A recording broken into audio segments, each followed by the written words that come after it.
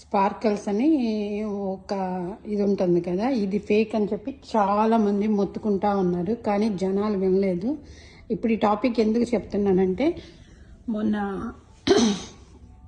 అలీకా చిట్టి పికెట్స్ ఈమె ఏంటంటే, వీళ్ళు అందంగా ఉన్నారు, వాళ్ళు ఏ వీడియో చేసినా మనం చూస్తున్నాం. అంటే ఎంత పిచ్చితనంగా మనం వీడియోలు చూస్తున్నామో ఆలోచించండి. దానికి తోడు ఇన్ఫ్లుయెన్సర్. ఈ ఇన్ఫ్లుయెన్సర్లు అంటే నాకేం పెద్ద కోపం లేదండి, కానీ వాళ్ళు ఎలా జనాలను చెడగొడుతున్నారా అన్నది నేను చెప్పాలని ట్రై చేస్తున్నాను మీకు. మా ఒక పెద్ద బ్యాచ్ ఉంటుంది అనమాట. ఒక ఆమె ఫుడ్ తినే ఆమె, ఇంకా సీరియల్ ఉంటారు కదా, సీరియల్ది ఒక బ్యాచ్ ఉంటుంది. వాళ్ళకు ఒక మీడియా ఉంది.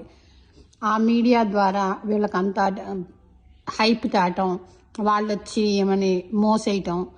ఇదంతా ఎందుకు చెప్తున్నానంటే, మనమేమో కష్టపడి చదువుకుంటున్నాము. ఈమె డాక్టరేట్ 1.8 lakhsతో కొనుక్కుందంట.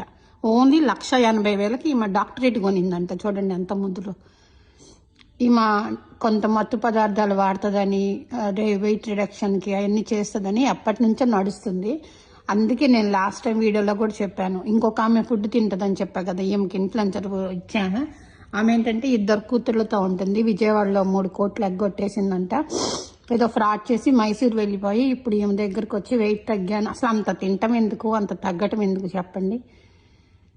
ఆమె ఒక జ్యోతిష్యం అని రోజు ఒక యాడ్ వేస్తాయి యూత్కి, పెద్దవాళ్ళకి కూడా. జ్యోతిష్యం అంటే పెద్దవాళ్ళు నమ్మేస్తారు.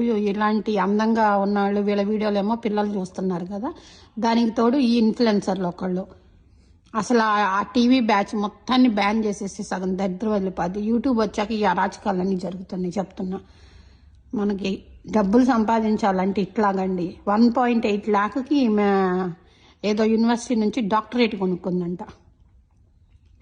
ఈమె మళ్ళీ డైటీషియన్ అంటది, అదంటది ఇదంటది. అందంగా ఉన్నారు, వాళ్ళ అందాన్ని సొమ్ము చేసుకోవాలనుకుంటున్నారండి. ఆడవాళ్ళు ఎట్లా ఉన్నారు.